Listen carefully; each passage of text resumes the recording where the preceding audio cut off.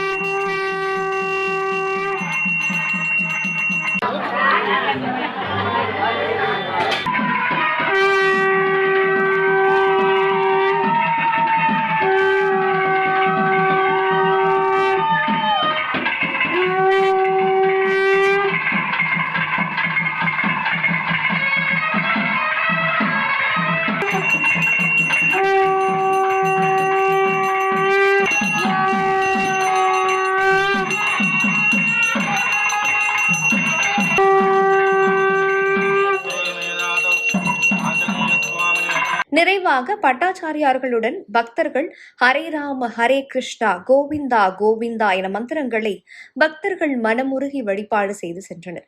அனைவருக்கும் பிரசாதம், அன்னதானம் வழங்கப்பட்டது. இதில் பாம்பன் நாயக்கன்பட்டி உள்ளிட்ட சுற்றுவட்டார பல்வேறு கிராமங்களில் இருந்து ஏராளமான பக்தர்கள் கலந்து கொண்டனர்.